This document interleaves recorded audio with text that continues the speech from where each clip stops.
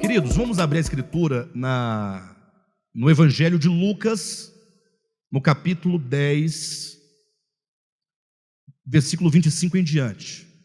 Queridos, Bíblia é o seguinte, nós temos a Bíblia em português, mas tem várias versões.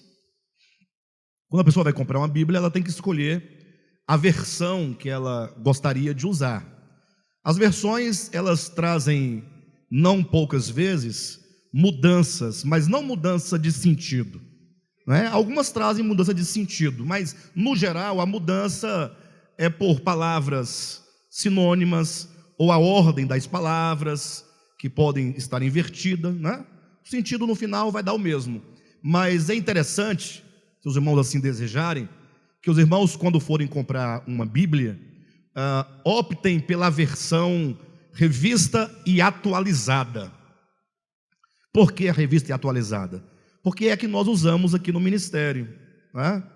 Achamos uma linguagem boa, não é a tradução perfeita, mas é uma boa tradução em português.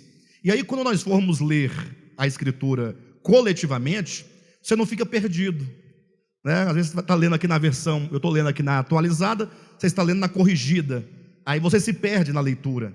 Então, é sempre bom você ter esse critério.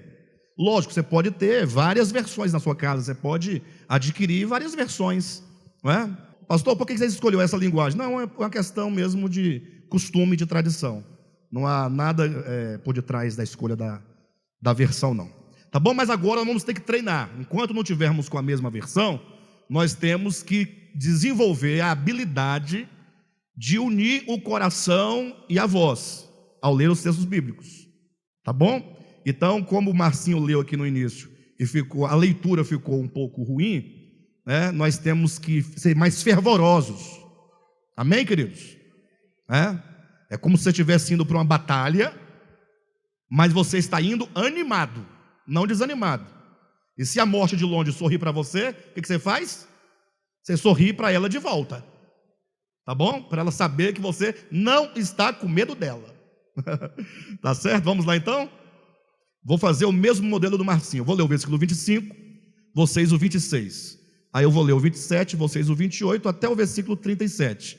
Tá bom? Os irmãos que têm a voz mais forte, que estão mais acostumados com leitura responsiva, por gentileza, puxa aí a locomotiva, ou o trem aí. Seja você a locomotiva para puxar o trem. Tá bom? Vamos lá? Leitura cadenciada, pausada, com respiração e com entendimento. Vamos lá? E eis que certo homem, intérprete da lei, se levantou com o intuito de pôr Jesus à prova e disse-lhe: Mestre, que farei para herdar a vida eterna? A isso ele respondeu: Amarás o Senhor teu Deus de todo o teu coração, de toda a tua alma, de todas as tuas forças e de todo o teu entendimento, e amarás o teu próximo como a ti mesmo. 29. Ele, porém, querendo justificar-se, perguntou a Jesus: Quem é o meu próximo? Casualmente descia um sacerdote por aquele mesmo caminho, e vendo-o, passou de largo.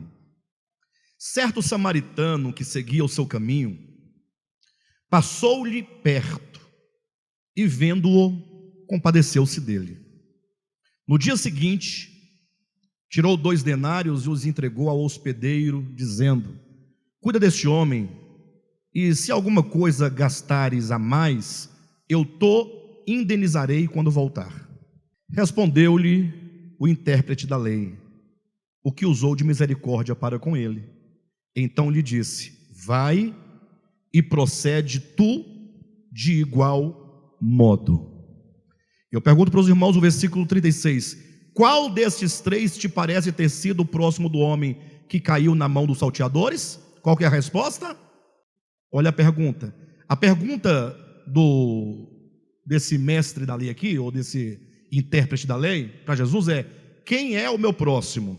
Jesus contou a parábola, e em seguida Jesus conclui a parábola dizendo ou perguntando qual destes três, o sacerdote, o levita ou o samaritano, que te pareceu ser o próximo daquele homem?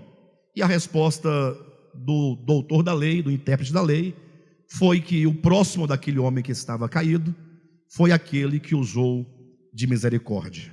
Palavras do Senhor. Queridos, esse é um texto bastante icônico. É um texto do Evangelho de Jesus Cristo, né? Em que Jesus, em uma dada circunstância, ele nos ensina algo essencial.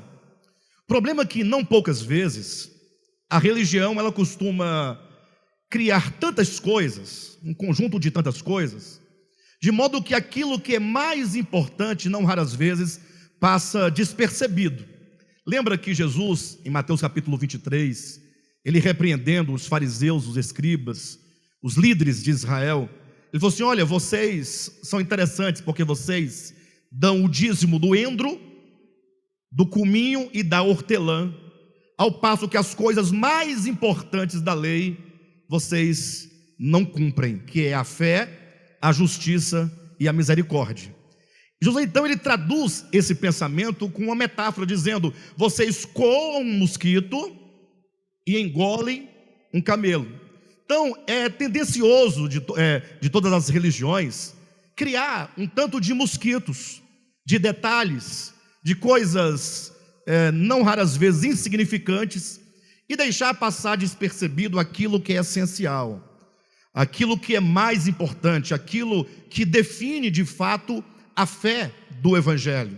Então Jesus, quando conta essa parábola, ele vai contar essa parábola, e eu vou apresentá-la aos irmãos essa noite em dois planos. O primeiro plano é o plano do sentido cristológico. Essa parábola está carregada de um sentido profético, e no final, na segunda parte, eu vou apresentar para os irmãos, ou dando continuidade a essa parábola, eu vou apresentar qual é o aspecto teleológico, ou seja, quando Cristo contou o que ele queria alcançar no final da sua fala no coração daqueles que a ouviram, ou que iriam ouvir, ou que iriam ler esse texto. Interessante que tudo começa quando é dito que um mestre da lei, um doutor da lei, um intérprete da lei, e olha, quando falamos desse intérprete, nós estamos pensando, se fosse nos dias de hoje, imagine que fosse um grande líder do cristianismo, seja ele do catolicismo romano, seja do protestantismo, seja do movimento evangélico. Quando você lê a Bíblia, que você fala, não, tinha um mestre da lei, tinha um doutor da lei, um fariseu, um escriba, esses nomes às vezes nos distanciam um pouco do significado contextual, porque no tempo de Jesus, quando ele estava ali em Jerusalém, na Judéia, em Samaria, pregando o Evangelho, o povo de Deus, com o templo de Deus, com os líderes do povo de Deus, era ali o povo de Israel.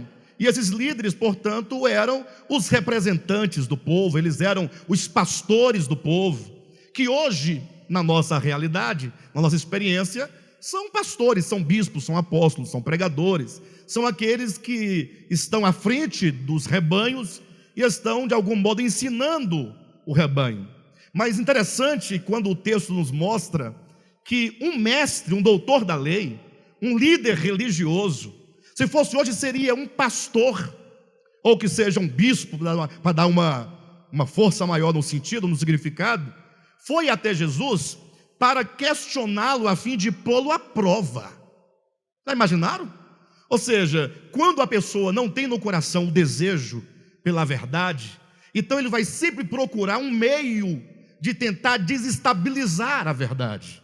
Portanto, os líderes religiosos do tempo de Cristo viviam continuamente tentando encontrar Jesus numa falha, encontrar Jesus numa contradição. Foi então quando este homem, aproximando-se de Cristo, ele perguntou a Jesus Cristo: o que deve o homem fazer para herdar a vida eterna? E essa é uma pergunta que certamente todas as pessoas que têm essa percepção metafísica da vida após a morte devem preocupar. Ou seja, o que o homem deve fazer, prestem atenção, que toda a parábola, o entendimento da parábola, seja no sentido cristológico ou teleológico, como vamos apresentar hoje, o fato é que toda a interpretação, ela nasce de uma pergunta. Portanto, todo o sentido que nós vamos extrair da parábola deve ser para reforçar e, sobretudo, para responder a este questionamento. Ora, certamente você pode perguntar: o que eu devo fazer para ser salvo? E todos já têm na ponta da língua a resposta. Você tem que aceitar a Jesus, não é isso? Você fala assim: mas graças a Deus eu aceitei a Cristo desde 14 de maio de 1969. Me recordo como se fosse hoje, aquele dia em que eu recebi o meu certificado de batismo. Ou talvez você tenha um pouco menos de tempo, né? Mas cada um deve pensar, imaginar. O cristianismo, vamos falar sobretudo do movimento protestante e evangélico, pentecostal, neopentecostal. Os evangélicos, de maneira geral, têm essa ideia: se você recebe a Cristo, será salvo. Alguém questiona: pastor, mas estaria errado? Eu diria: como assim? Lógico que está certo. Não tem como alguém perder a sua alma ou perecer eternamente, tendo essa pessoa recebido para dentro do seu coração aquele que é o caminho, aquele que é a verdade, aquele que é a vida. Portanto, não há de se duvidar que aquele que recebe verdadeiramente a Cristo, este tem a salvação como uma garantia no seu coração. Mas o grande problema é que essa questão, essa ideia de aceitar a Jesus, se tornou muito mais um jargão, se tornou muito mais um tipo de um rito, para que as pessoas possam, de alguma maneira, aderir a uma determinada filosofia, ou aderir a uma determinada teologia. E com o tempo, porque estamos há mais de 2000 anos, né, da primeira igreja, ou da encarnação, morte e ressurreição de Cristo, ocorre que o sentido do evangelho, o sentido intrínseco da verdade, que é Cristo, se perdeu. As pessoas hoje em dia têm a Cristo enquanto apenas um elemento formal da sua fé. E eu quero dizer para vocês que quando Cristo estava na terra pregando, Ele não deixou nada formalizado. Ele simplesmente lidava com pessoas, conversava com pessoas, e as pessoas lhe questionavam e ele respondia.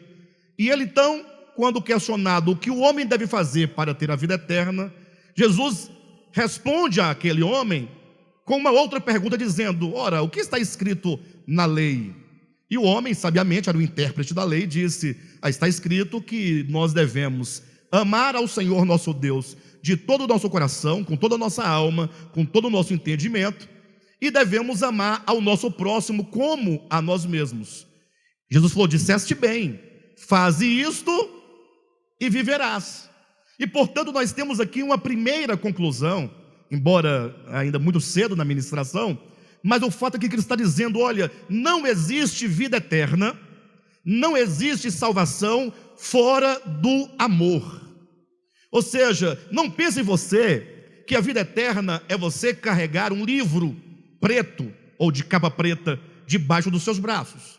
Ou seja, isso é apenas um elemento que poderá nos ajudar a conhecer melhor a Deus e a conhecer melhor a nós mesmos, levando em conta que a Escritura é um testemunho de Deus, é um testemunho do Cristo, é um testemunho daquilo que nós somos.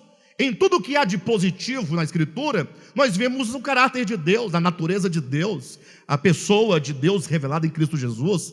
E de tudo que há de negativo, porque a Escritura está cheia de coisas negativas, nós vemos a nós mesmos. Por exemplo, nós vemos Abraão. Não tem a história de Abraão na sua Bíblia?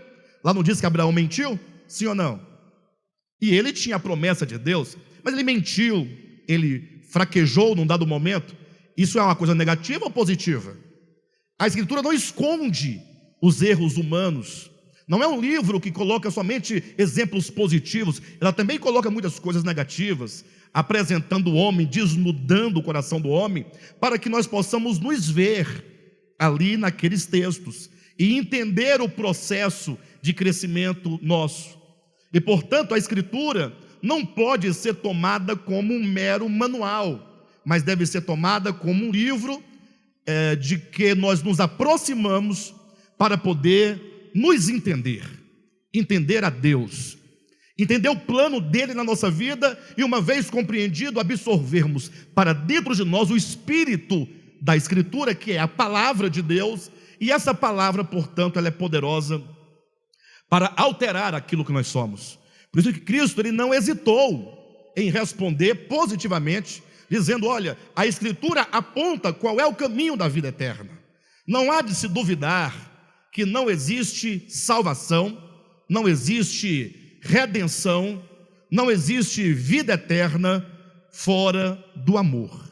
A resposta de Cristo. O problema é que o intérprete da lei, para se justificar, porque certamente a religião, a própria Escritura declara que a lei, ela é frágil, a lei, enquanto registro, escritos do que fazer e do que não fazer, ela não tem a força, não tem a potência necessária para mudar o coração do homem, e portanto o homem de si mesmo e por si mesmo, ele nunca poderá amar. Ele poderá no máximo ser um bom religioso, ter uma boa aparência religiosa, como diz Paulo a Timóteo na segunda epístola, pode ter aparência de piedade, mas vai negar entretanto o poder, que é a potência necessária para fazer o bem. Então este homem religioso, por se ver falho nesse aspecto do amor ao próximo, questionou Jesus dizendo: mas e quem é o meu próximo? Sabe quanto você tem sempre uma resposta, ou tem, quem sabe, um argumento para justificar o fato de nós não estarmos vivendo no espírito do Evangelho? Já aconteceu com você isso ou não? Alguém de vocês aqui já teve a sua consciência tentando justificar, tentando explicar, lançando a culpa em alguém, né? Uma dos nossos arrazoamentos, né? E desculpa assim, mas e quem é que cumpre o Evangelho? Não tem essa? Quem já ouviu essa aqui? Quer dizer que porque ninguém cumpre, então eu estou isento de cumprir? Entende o que eu estou dizendo? Ou seja, isso traz ao meu coração paz? Isso refrigera? Ou então fala assim: não, a igreja de Cristo está totalmente apostatada, ninguém ama, ninguém quer saber de nada, os pastores tudo roubando o dinheiro do povo, está tudo corrompido. Ora, mas não seria agora, diante desse quadro caótico, eu ter que me posicionar como luz do mundo e sal da terra, e ser um modelo e um exemplo para outras pessoas? Sim ou não? Mas nós estamos sempre trazendo alguma desculpa, e esse homem tentou se desculpar, aliviar sua consciência, questionando a Cristo: quem é o meu próximo? Jesus, portanto, fala a parábola do samaritano, talvez aqui na sua Bíblia tenha o título A Parábola ou O Bom Samaritano. Algumas pessoas, porque não querem entender a parábola, porque acham a parábola dura demais enquanto discurso para se ouvir, aí vai questionar. A pessoa para de ouvir a mensagem, fala: pastor, bom só há Deus, então esse negócio de bom samaritano não existe, né? Na Bíblia não está bom samaritano, porque o tema aqui em cima não é Bíblia, alguém colocou isso aqui, os editores colocaram, aí vão debater se é bom samaritano, se é só o samaritano, e aí se perde, porque está atrás de uma coisa que talvez seja o fator que justifique a pessoa não ouvir a parábola, né? Não ouvir o significado da parábola. E Cristo, portanto, ele começa a apresentar a história. Vocês já leram a história, eu vou narrá-la novamente em poucas palavras, né? Diz que certo homem descia de Jerusalém para Jericó. Bem, daí dá a entender a parábola que esse que descia era um judeu, era um israelita. Ele estava descendo. Jericó era uma cidade lá do Antigo Testamento que estava sob maldição. Era uma terra pagã, uma terra que foi destruída sob um juízo, lá nas páginas do Antigo Testamento. De sorte então que nós temos duas cidades: Jerusalém, que significa uma cidade santa, uma cidade sagrada, né, onde supostamente pode se entender ali a vontade de Deus, e Jericó, um lugar de pecado, um lugar de destruição, um lugar em que não prevalece a vontade de Deus. E este homem descia de Jerusalém para Jericó, e no caminho, nessa descida, ocorre que este homem caiu nas mãos de salteadores, e diz a Escritura que salteadores, depois de lhe roubar tudo que ele possuía, o espancou e o deixou coberto de feridas, coberto de ferimentos, jogado numa vala semi-morto. Não estava morto, mas estava quase morto. E nessa situação, a parábola diz, Jesus continua dizendo: descia também um sacerdote Passava por ali, naquele mesmo caminho, um sacerdote, que vendo-o, passou de largo e seguiu o seu caminho. Passou também, depois do sacerdote, um levita, e diz a Escritura que esse levita, olhando, vendo o homem, também passou de largo e foi-se embora. Por fim passou um samaritano. Samaritano, em relação aos judeus, não sei se vocês sabem, eles tinham um problema, seria um problema do passado que eles traziam, um problema de etnia. Isso porque os samaritanos, eles eram o resultado, da mistura de judeus, de hebreus, com pessoas de outras nações pagãs. Como a lei proibia que o hebreu se misturasse, no sentido de se casar e gerar filhos com pessoas de outras nacionalidades, então, quando por ocasião do cativeiro babilônico e o cativeiro assírio, no caso o cativeiro assírio, ocorreu que muitos hebreus que ficaram na sua terra, no caso em Samaria, acabaram contraindo casamentos mistos com outros povos, outras pessoas, por ocasião do retorno do cativeiro. Esses que se misturaram, que geraram agora um povo misto, porque era filho de hebreu com, quem sabe, um egípcio, filho de uma hebreia, uma mistura de raças. Agora, os hebreus puros, de raça pura, que não se misturaram, não quiseram mais acolher aquele grupo de pessoas que se misturaram quanto à sua raça, então, houve ali um cisma, e a partir de então, os judeus não se davam com os samaritanos.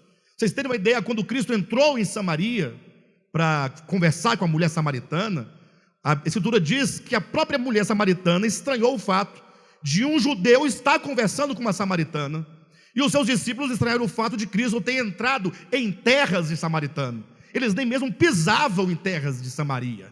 Tamanho foi o rompimento, de modo que houve aquele cisma, e agora Samaria tinha um templo em rivalidade ao templo de Jerusalém, e portanto, do ponto de vista de um hebreu, do ponto de vista de um israelita, do ponto de vista de um judeu, o samaritano era uma pessoa imunda, uma pessoa perversa. Talvez hoje, aqui mesmo, alguém pode ter em mente algum tipo de pessoa que você julgue no seu coração ser uma pessoa imunda, uma pessoa impura, uma pessoa pecaminosa. Chegou na sua mente aí alguma ideia? Não precisa falar não, é só você pensar em algum preconceito que você tenha, que você desenvolveu, que você guardou, e que quando você vê pessoas desse tipo, você evita desenvolver amizade, evita se aproximar, Fala para o seu filho, não chega perto daquela pessoa, cuidado, ela é uma prostituta, essa pessoa, ela ganha a vida fácil, como dizem, que para mim deve ser muito difícil, naquela pessoa, cuidado, aquela pessoa, ela é homossexual, cuidado, aquela outra pessoa, ela é transexual, aquela pessoa, cuidado, ela é macumbeira, cuidado, passa longe, não seja amigo dos filhos daquela pessoa. Não tem essas questões? Nós não temos ou não no nosso coração? Talvez um preconceito já radicado quanto à fé, quanto à cultura, quanto à etnia, quanto a gêneros, enfim, não vamos entrar nos méritos, mas o fato é que nós somos tomados de muitos preconceitos. Mas na parábola, Cristo, sabiamente, disse que o sacerdote passou de largo. O sacerdote é aquele que você julga que é o santo, ele é o bom, ele é puro. Que coisa! Você fala, não, mas aquele lá é o bispo fulano, é o apóstolo cicrano. Poxa, esses aí, assim não tem como, é Deus no céu e ele na terra. Porque nós costumamos ser seletivos a partir de conceitos humanos. Deus é diferente. Deus não olha o homem como o homem vê o outro homem. Deus olha o coração do homem.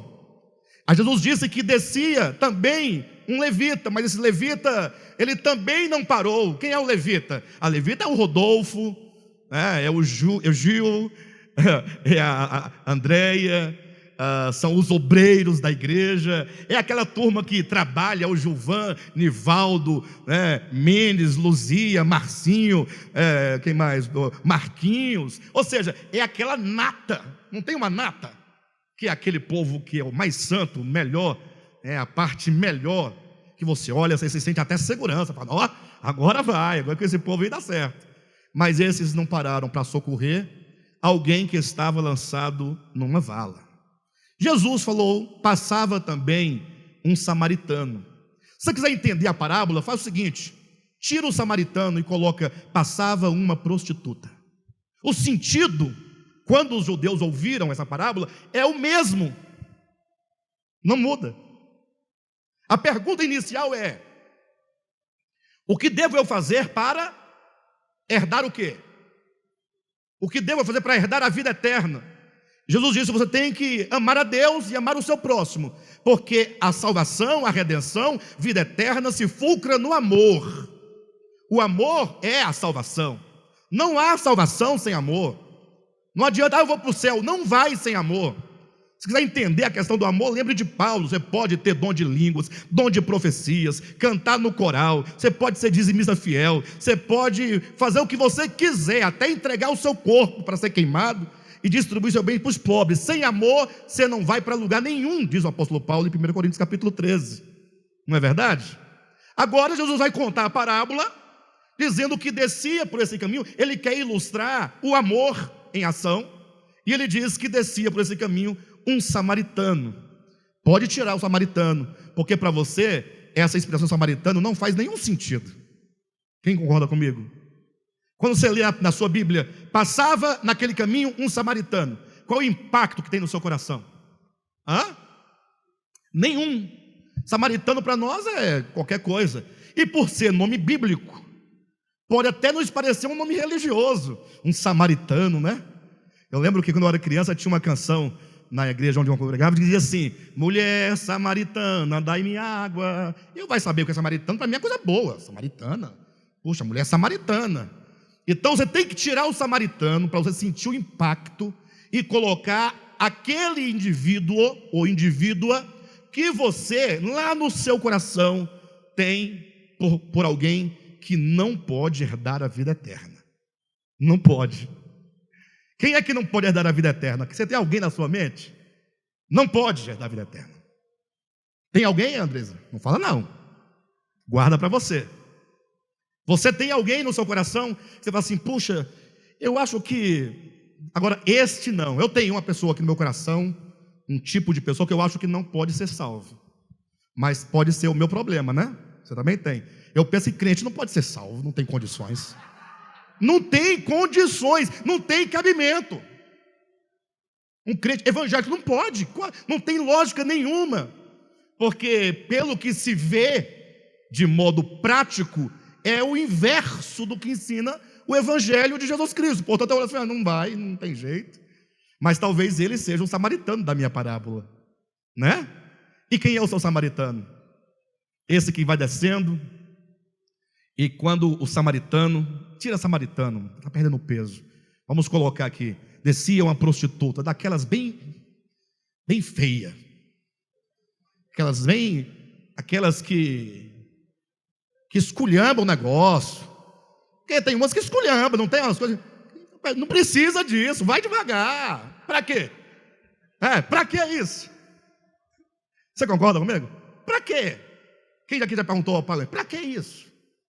Pode ser o que você quiser, mas não precisa. Está lá descendo essa pessoa, e ela viu o homem caído, parou.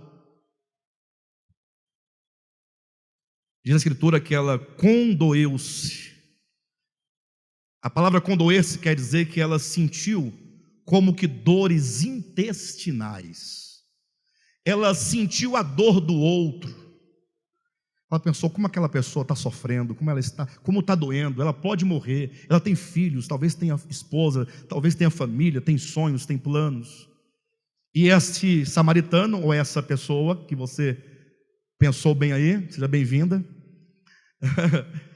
desceu até aquela vala e trazia consigo, a parábola diz que trazia óleo vinho e ataduras. Essa pessoa estava preparada, não? Essa pessoa estava pensando: vai que eu encontre alguém no caminho que precise de óleo, precise de vinho e de ataduras. Ele encontrou e, portanto, ele cuidou das feridas, untou as feridas, colocou óleo para que as feridas não pudessem ressecar e doer mais, colocou azeite, colocou vinho, enfaixou, colocou aquele homem sobre o seu próprio animal, levou-o a uma hospedaria, e ali, diz a Escritura, passou o dia inteiro ao lado do enfermo. Ou seja, não somente largou lá, está entregue, pronto, trabalho resolvido, missão cumprida, estou fora. Não, ficou lá o dia inteiro cuidando, juntamente, passou a noite inteira, e no dia seguinte, diz na sua Bíblia, no dia seguinte, ele partiu. Mas antes de partir, foi até o hospedeiro e disse: olha, estão aqui 2 denários. Quando eu voltar, caso falte alguma coisa do tratamento dele, deixa comigo que eu pagarei. Essa parábola, querido, nos ensina muito. Nos ensina, primeiramente, aquilo que eu quero colocar enquanto sentido cristológico, que é o sentido mais amplo, mais profundo da parábola. A parábola vem carregada com um significado profético, mas também tem um significado teleológico, aquele para cujo fim Jesus falou a parábola, que era alcançar o coração daquele homem, daquele mestre da lei, doutor da lei, dos seus discípulos e de todos nós que hoje estamos aqui diante dessa parábola. E portanto eu quero pensar com os irmãos esse aspecto de Cristo primeiramente, até chegarmos em nós lá no finalzinho, tá bom? Quando diz a Bíblia que descia um homem de Jerusalém para Samaria, se você entende que Jerusalém é uma terra sagrada, separada, uma terra santa, uma terra onde o próprio Deus diz: para ali farei habitar o meu nome, onde ele colocou ali o templo, o maior símbolo da graça no Antigo Testamento, para representar o amor de Deus, o perdão de Deus, a graça divina. E agora esse homem saindo de tal cidade e descendo para uma cidade imoral, como era o caso de Jericó, uma cidade que estava sob juízo divino no Antigo Testamento, este homem implica, e a sua descida, a sua saída de Jerusalém para Jericó, implica o homem criado por Deus na sua queda. Ou seja, o homem foi criado para viver no Éden de Deus. Entenda Éden enquanto para ter o prazer de Deus, para estar cheio de Deus, guardado por Deus. Mas esse homem decide, como o filho pródigo também decidiu, sair de Jerusalém, sair do lugar de onde ele nunca deveria ter saído, e ele vai em direção a uma terra distante, a uma terra estranha, uma terra sob o juízo de Deus.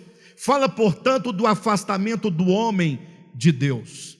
E não tem como, todas as vezes que o homem se distancia do propósito de Deus, em direção a uma terra em que não há Deus, no sentido desse afastamento, o homem fatalmente sofrerá as consequências.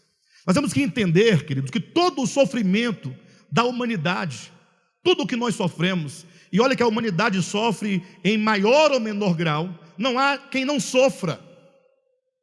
Talvez você fale: não, pastor, mas eu não tenho tanto sofrimento assim. Mas e quando você perde, por exemplo, uma pessoa que você ama profundamente, um esteio, e aí você não sofre as consequências da queda do homem ou não? Como diz: por um só homem entrou o pecado no mundo, e pelo pecado a morte. E entre a entrada do pecado e a morte, que é o fim, quantas mazelas não há nesse meio, quantas enfermidades da alma. Vivemos numa época em que a humanidade está adoecendo mentalmente, psicologicamente. As maiores doenças, elas estão na mente do ser humano, e acabam não poucas vezes se manifestando no corpo. São as doenças psicossomáticas, não é? E não somente isso, mas o próprio corpo nosso está num processo de destruição. A Escritura, quando descreve o corpo do homem nesse processo até a sua morte, fala que nós temos um corpo de vergonha, um corpo de desonra, um corpo de fraqueza. E basta você olhar para a pessoa que está do seu lado e você vai perceber que a coisa não anda bem, não é? A coisa não anda bem. Quantas angústias, quanta miséria, quantas pessoas morrendo de fome, pessoas de um lado se apodrecendo de riquezas, e do lado alguém que não tem um prato de comida para se alimentar. Ou seja, essa miséria humana, ela é representada por este homem, que deixando Jerusalém, descia para Jericó, e este homem, portanto, ele caiu na mão de salteadores. Esses salteadores são aqueles que nos fazem mal, ou é aquilo que nos faz mal. É aquilo que tira a nossa integridade física, nossa integridade moral, nossa integridade espiritual. É aquilo que deteriora o homem, aquilo que tira do homem o brilho da imagem de Deus conforme ele fora criado. Então nós vimos aqui uma ação do pecado. Esses salteadores é o mal. Os salteadores são os pecados, que vai tirando do homem toda a sua honra, toda a sua beleza, vai lhe tirando a vida, e portanto a humanidade está hoje como que um homem lançado numa vala semi-morto, cheio, totalmente coberto de ferimentos, alguém que precisa de ajuda, alguém que precisa de salvação. Você tem que entender isso. Eu preciso entender que nós, homens, e não podemos transferir para outros, porque quando a pessoa entra numa igreja evangélica, numa igreja cristã, não importa, a tendência é, quando ouvir uma mensagem dessa, é pensar no vizinho, coitado, que não vai para a igreja, está lá essa hora caído na calçada, embriagado. A tendência é você pensar na sua sogra que não aceitou Jesus, e sempre achar que nós estamos em boa condição. Ora, se nós estivéssemos em tão boa condição assim, por que Cristo haveria de falar em Apocalipse 3:20, dizendo à igreja de Laodiceia, nos últimos dias: eis que eu estou à porta e bato, e se alguém abrir, eu entrarei em sua casa? Ora, se estamos bem, por que Jesus diz que tal igreja, a condição dela é de cegueira, é cego, miserável, que mais? Pobre, cego, miserável e nu, é a condição do homem crente, da igreja dos últimos dias. Então nós temos que pensar o quanto que o pecado, ele nos deformou, o tanto que muito daquilo que nós somos, ou tudo aquilo que nós somos negativamente, é a deformação do pecado. Talvez você diga assim: pastor, eu sou uma pessoa muito impulsiva. Tem alguém impulsivo aqui? Eu sou um tanto impulsivo, já melhorei muito, mas ainda tem muita impulsividade aqui. Quantos aqui são brutos? Bruto? A Dila é bruta? Ela é bruta? Bem, Dila, você disse que não, mas todos ao seu redor dizem que você é bruta. Então, você não sabe, quem sabe é quem está do seu lado, que está recebendo a pancada. Tem alguém aqui ignorante? É o mesmo bruto, né? Aí é um ignorante ali, pensa. Não, mas ela que falou, eu só estou... Quem aqui é impuro? O irmão apontou para o outro bem ali atrás, não vou falar quem é. Impuro. Quem aqui gosta de pegar coisas alheias? Por que o meu susto? Eu assustei. Mas por que o susto? Qual é a diferença do impuro para o outro que toma das coisas alheias? Lógico que nesse caso, na prática, uma trará consequências maiores que as outras. Ali pode ser preso, vai fichar na delegacia, um tanto de coisa. E o outro impuro vai ficar na dele, Mas de repente, lá no final, tudo vai chegar no mesmo ponto. Bem, de todo modo, nós temos que entender que nós temos muitas deformações no nosso ser, muitas coisas a serem tratadas. Eu não vou perguntar quem é avarento aqui, porque não precisa. O avarento é aquela pessoa, a gente pensa no avarento, no rico, o rico é avarento. Ora, mas pode haver ricos generosos, ou não? Agora, quando tem um pobre avarento, misericórdia. Não, o rico avarento, talvez ele tenha até uma explicação, amante do dinheiro, vive para o dinheiro, sabe de coisa. Mas o pobre não tem nada e está com avareza de quê? A humanidade tem muitas deformações, queridos. Nós temos que nos aproximar da Escritura em oração, dizendo: Senhor, mostra-me aqui nessas páginas eu quero me ver, eu quero me entender, eu preciso que o Senhor me ilumine, para que eu tenha uma percepção real do que está dentro de mim. Queridos, isso é urgente. Não tenhamos um coração satisfeito. Não pense, não, está tudo bem, não tem nada bem, com ninguém. Nem com você, Alexandre, comigo muito menos. Nós temos que saber disso. Daqui a pouco vamos chegar na hospedaria, e nós vamos fazer a inversão desse pensamento.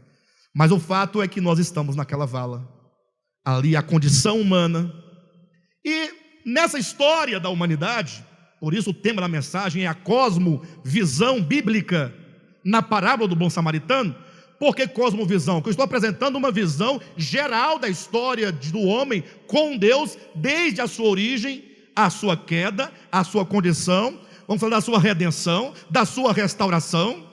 E portanto, quando você consegue perceber na Escritura essa história na sua globalidade, você tem uma cosmovisão, que inclui o homem, a queda, a redenção, a glorificação, ou todos os passos da história humana que norteia e que determina o começo, o desenvolvimento, meio e fim. Por isso o tema dessa parábola. Então nós vimos ali aquele homem naquela vala. Temos que pensar nisso. Quantas feridas não há em nós? Quantas feridas não nos fizeram? Nós fomos roubados. O pecado roubou a nossa alegria. O pecado rouba famílias, rouba filhos, rouba sonhos. O pecado destrói os seus sentimentos, destrói nossas vontades. O pecado destrói nossas emoções. O pecado destrói nossos corpos. O pecado destrói tudo que o homem possui. Nós temos que falar como Paulo, não é? Conseguir perceber quão maligno é o pecado. O grande problema é que nós não conseguimos ver a malignidade do pecado. Convivemos com o pecado numa naturalidade.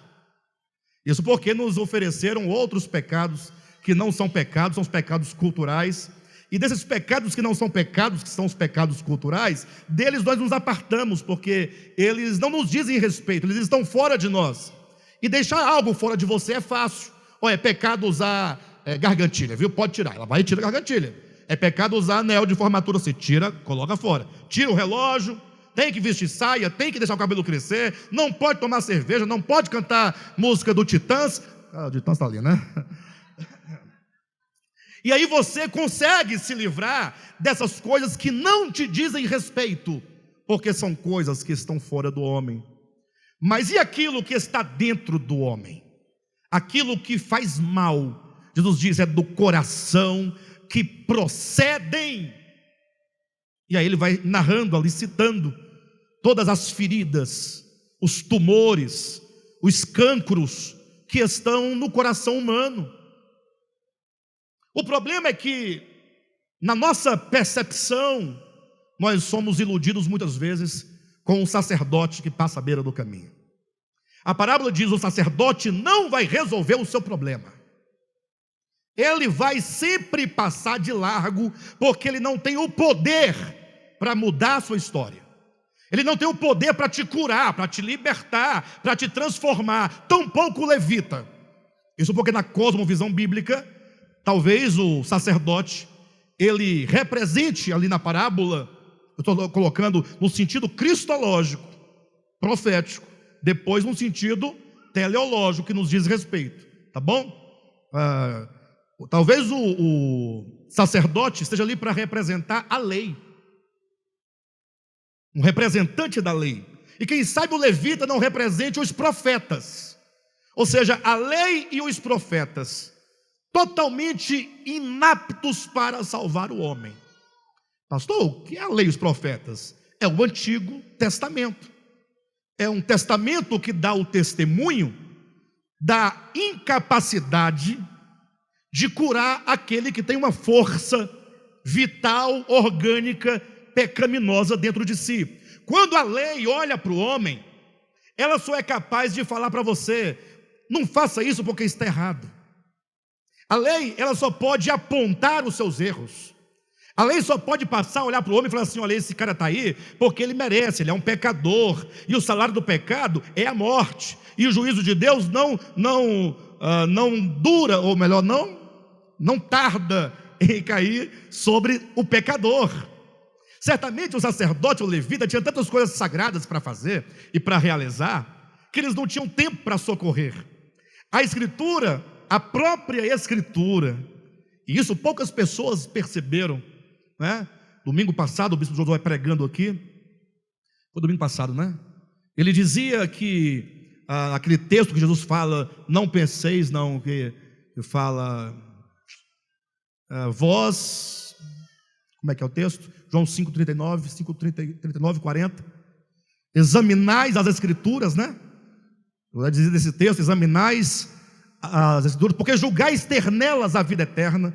Aí Josué falou categoricamente, Jesus não ordena-nos que examinemos as Escrituras, e foi embora.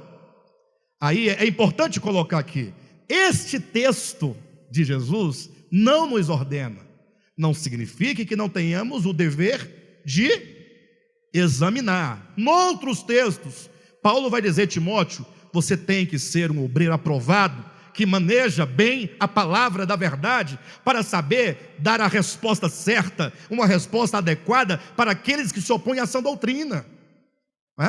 Mas naquele texto de João capítulo 8, né? 39, Deus diz, não, vocês estão examinando as Escrituras, porque vocês estão enganados com respeito à função do Antigo Testamento. Qual é a função do Antigo Testamento? É mostrar. A lei, diz a Escritura neotestamentária, ela nos foi dada para expor a condição do homem, porque ela faz grandes exigências, faz exigências de coisas santas, boas, puras, coisas sagradas, e o homem, quando tenta cumprir tamanha exigência, ele se depara com toda uma condição de feridas, de pecado, uma consciência incapaz de se perceber a si mesmo, de perceber o outro, de perceber a própria lei. E quando o homem, por algum motivo, ele tenta então alcançar tal padrão, ele não alcança. É aquele texto que Paulo fala categoricamente, Romanos capítulo 7, o bem que eu quero fazer, esse eu não faço. Quem aqui já sentiu, já teve tal experiência? O bem que eu quero fazer.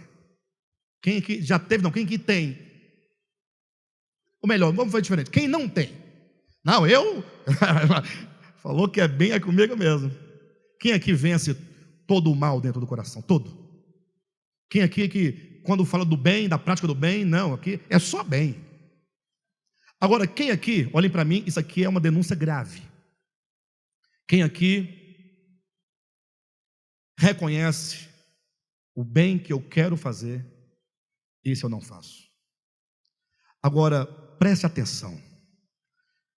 Paulo está dizendo em Romanos capítulo 7, daqueles, presta atenção, que vivem tal experiência por um motivo muito simples. Porque tomaram a lei e os profetas como alvo, objetivo, e não conseguem cumprir. Ou seja, enquanto estivermos nessa perspectiva, achando que a lei e os profetas nos servirão de salvação, achando que no cumprimento deste ou daquele mandamento teremos vida eterna, teremos salvação, porque você guarda o sábado, porque você não come carne de porco, porque você não doa sangue, porque você usa véu, porque você não usa brinco, nem usa batom, nem esmalte, porque você não usa blush, porque você não corta o cabelo, porque você não pinta o cabelo. E quando estivermos pensando que fazendo isso ou aquilo, dessas coisas que a lei determina, seremos salvos, nós nem teremos a salvação e nunca teremos um coração satisfeito, pleno, com paz, porque a lei, ela só mostra a condição humana. Este é o papel da lei, mostrar ao homem o que ele é. É um contraste. A lei é santa, justa e boa. Quando então o homem se depara com ela e tenta executá-la, ele descobre que ele não é santo, nem justo, nem bom. Tem um contraste, até que ele chegue, e você tem que chegar àquela máxima paulina: miserável homem que sou, quem me livrará do corpo dessa morte? Aquele homem caído na vala dizia: eu sou um miserável, Eu sou um homem semi-morto, eu estou morrendo, eu estou destruído, eu estou ferido, eu fui roubado, espancado. Quem me livrará do corpo dessa morte? Não o sacerdote, não o levita, não a lei ou os profetas. Mas aí passava ali, graças a Deus, passava um samaritano. Não é sem razão que Jesus era acusado de samaritano. Vocês lembram do texto de João capítulo 8? Num dado momento, capítulos de 40 a 50, nessa região, os judeus acusaram Jesus, dizendo: por isso nós temos razão de dizer que tens demônio e és samaritano. Interessante é a resposta de Cristo, né? Eu não tenho demônio porque eu conheço o Pai, eu sei de onde eu vim, o Pai me enviou. Só que nada ele disse acerca de não ser samaritano. Ele rejeita a acusação de que ele tivesse demônio, mas quanto ao samaritano, samaritano quer dizer guardião, aquele que protege, aquele que cuida, aquele que está acordado, aquele que está desperto, aquele, como diz no Salmo, aquele que não dorme, aquele que está sempre pronto para salvar, pronto para socorrer.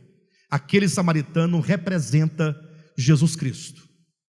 Ele é uma representação profética do Cristo, que foi visto como samaritano e foi rejeitado como se fosse samaritano, embora não fosse. Este é aquele que desceu do céu, se fez homem, se fez carne, para se aproximar de você, para ser, atenção, o seu próximo. Porque a pergunta desse doutor da lei estava equivocada. Ele disse: quem é o meu próximo? Jesus não respondeu quem era o próximo dele. Ele disse que o homem que estava prostrado no chão, ali, não podia fazer nada. Diz que passou o sacerdote, mas vendo, passou de largo. Quantas vezes você vê alguém, ele está do seu lado, e você passa de largo? Se passa de largo, você que passou de largo não é o próximo dele. Próximo não é quem está do lado. Próximo é a pessoa que se provê de ataduras, de óleo e de azeite, para se pôr em socorro de quem precisar. Eu me faço o próximo do Cadmo, se dele eu me aproximo para abençoá-lo, para socorrê-lo. Jesus é aquele que falou: não, eu vou me aproximar da humanidade.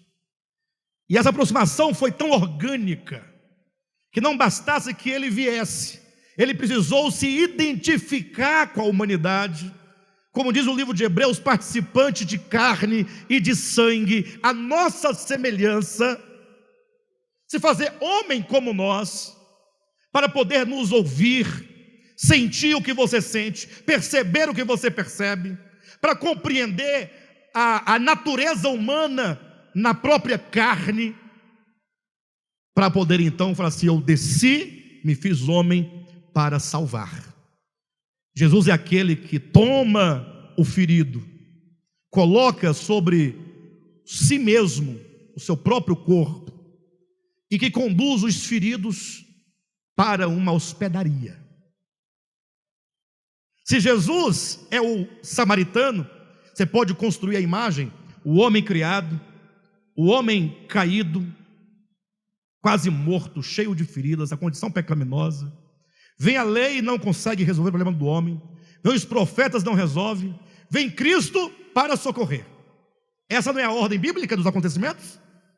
Agora esse Cristo, ele pega o miserável, o moribundo, e fala: esse indivíduo vai precisar de cuidados. O Adriano vai precisar de cuidados. A Sílvia, o Juraci, o Gil, o Cadmo, Natália, Vera. O Alan vai precisar de cuidado. Porque essa cura, ela não acontece como que num estalar de dedos. Essa cura vai requerer um processo, vai requerer uma dieta, vai requerer um cuidado, vai requerer medicamentos, antibióticos, para agir no ser, no mais profundo, para ir curando pouco a pouco. E essa hospedaria não seria, porventura, um ambiente onde se proporciona a cura? Cristo, portanto, está nos curando na hospedaria. A igreja tem esse papel de receber a todos os doentes. Essa igreja está cheia de gente doente. Essa igreja só tem doente. Eu sou um doente. Vocês têm que cuidar de mim. Vocês precisam aplicar medicamento, antibiótico, combater as bactérias, os vírus. Feridas estão abertas, sangrando, e não há outro remédio na hospedaria senão a palavra de Deus. A palavra, ela é poderosa para salvar as nossas almas. A palavra, ela é que liberta o homem. Não adianta fazer campanha, tacar óleo, sal grosso, nada disso liberta o homem. O que liberta é a palavra. Jesus disse: conhecereis a verdade, e a verdade vos libertará. Santifica-os na verdade, a tua palavra é a verdade. A palavra é a verdade, portanto, que é a palavra, é que nos santifica, é que nos cura, é que nos liberta. E enquanto você e eu, todos os homens, não tiverem uma percepção clara acerca da palavra, acerca da verdade, nós não teremos a cura completa. Então, até recentemente teve um pastor que colocou uma placa na frente da entrada do local de reuniões onde ele pastoreava. Já não pastoreia mais por motivos diversos. Mas interessante que algumas pessoas se escandalizaram, né? Mas ele colocou assim: proibida a entrada de pessoas que não sejam doentes. Só entra pessoas imperfeitas, só doentes. Agora, os fariseus e escribas não admitem isso. Não pode. Certa vez, lá Jesus, né, comendo com prostitutas, comendo com samaritanos, comendo com publicanos, né? Ou seja, comendo com essas pessoas que nós olhamos e achamos que são impuras. Diz a Escritura que os fariseus e escribas começaram a criticar. E se ele fosse o Messias, não comeria com essa turma. Como é que pode ser? Jesus responde dizendo: vocês que são sãos não precisam de médicos. Eu não estou com vocês, comendo com vocês, porque vocês não precisam. Vocês não estão doentes. Só que isso é a velha ironia de Sócrates, né? Socrática, que Cristo faz uso como uma ferramenta para levar o indivíduo à reflexão. Falar: não, mas eu não sou perfeito, eu tenho. Tem, por que você está falando do outro? Então, nesse caso, Jesus fala: eu vim para os doentes. A primeira exigência para que alguém experimente a cura de Deus é reconhecer que é doente. É reconhecer que precisa. Se você não precisa, você nunca será curado, embora esteja todo leproso, cheio de cancro, cheio de pereba, você está fedendo, mas você não consegue perceber a condição. É por esse motivo, e essa é a maneira mais fácil de identificar um coração farisaico. É por esse motivo, por não reconhecer o que somos, é que a pessoa se sente na condição de apontar o erro da Vera. Toda vez que alguém, seja ele quem for, que aponta o erro, o Jailson, que lá eu conheço, e começa a apontar as eivas. Alguém fala: pastor, mas o que ele está falando é verdade. Eu falei: quem disse que não é verdade? O problema é que aquele que aponta, essa pessoa não percebe que ele, que tenta tirar o cisco do olho do outro, palavras de Jesus, tem uma trava no seu, um cabo de vassoura dentro do olho, e você querendo tirar o cisco. Jesus disse: não julgueis, para que não sejais julgados. Irmãos, que tal? Vamos aprender isso? Quem quer aprender isso? Nós temos que ter metas na vida cristã. Eu coloquei por meta no meu coração: não julgueis. Nunca julgar. Mas está patente. À medida que tu usar que você usar para julgar, você será julgado com a mesma medida. Ah, pastor, mas nós temos que usar de misericórdia, mesmo sabendo que o cárdimo não vale nada. A Bíblia fala: a misericórdia triunfa sobre o juízo. Me recordo que quando eu estava lá atrás, há uns mais de 30 anos, numa denominação, eu era muito jovem mesmo, salvo engano, até menor de idade, mas já era ancião de igreja. E aí eu queria endireitar todo mundo à luz do meu entendimento. E numa ocasião eu chamei o outro ancião, esse era ancião de fato, na idade, e era o ancião proeminente no meio da assembleia, estava lá desde muito tempo, e eu coloquei ele contra a parede, que nós tínhamos que agir e proceder contra esse, aquele irmão, por esse motivo e aquele outro. E aí ele me convidou para orar por eles. Vamos orar, vamos perdoar, vamos tentar ganhar de outra maneira. Aí eu achei que ele estava com malandragem. Achei. Não, porque é para fazer ou não é para fazer? É para ser ou não é para ser? Ou é para a gente fazer esse jogo de comadre? Ele falou assim: Alexandre, é porque quando diz respeito a outra pessoa, pessoas, eu prefiro errar pelo uso da misericórdia do que errar pelo juízo. Porque lá na frente, quando eu for julgado, eu que tenho muitos erros, Deus vai ver que eu usei de misericórdia. Ele usará de misericórdia para comigo. Pensa numa pancada que eu levei. Mas nunca me esqueci. Marcou. Então que tal nós aprendermos a não julgar? Que tal você estabelecer como meta? Eu quero. Aí saiba que ainda hoje você vai falar alguma coisa, vai? Tenha certeza. Mas aí você vai lembrar, vai se arrepender. Senhor, me ensina. Espírito Santo, me ensina. Ensina-me o caminho do não julgamento. Ele vai te ensinar. E o pior, depois você vai encontrar outra coisa. Aí você vai pedir, Espírito Santo, eu quero aprender também essa coisa. Comece estabelecendo ponto a ponto. São vários, são inúmeros. E ele vai te libertando. A hospedaria está cheia de pessoas enfermas. O único que não é enfermo aqui é o hospedeiro. É o Espírito Santo. É aquele que cuida. É aquele que cura. É aquele que trabalha. É aquele que convence.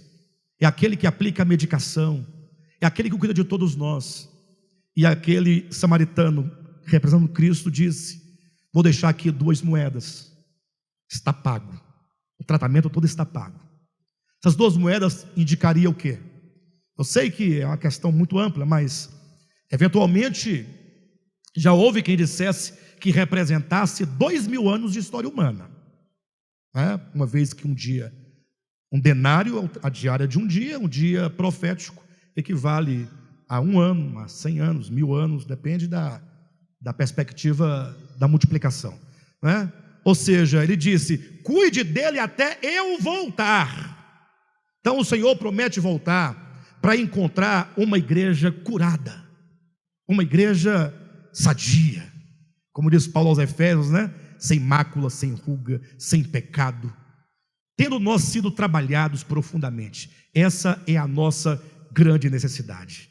Jesus então se volta para o homem da lei, e agora eu já estou encerrando, podem ficar tranquilos, e ele disse: qual destes 3 te parece ter sido o próximo do homem que foi apanhado e espancado pelos assaltantes? Qual desses 3 parece ter sido o próximo do doente? Veja que o homem perguntou: quem é o meu próximo? Nós estamos sempre perguntando: quem é meu próximo? Quem é meu próximo? Jesus diz: não, você não tem próximo. Você é que deve ser o próximo. Você deve ser o próximo. Rosirene, não procure o seu próximo. Seja você o próximo de alguém. Ser o próximo é aquele que, quando vê, movido pelo amor, e essa pessoa só pode amar o próximo porque ele ama a Deus. Porque ele ama a Deus e ele reconhece Deus presente em todas as criaturas. Ele ama Deus no outro. É impossível você amar o outro se você não entender que Deus é que está aqui diante de mim, porque é Ele quem criou cada um de vocês, é Ele que nos dá vida, Ele está aí vivendo e existindo em você.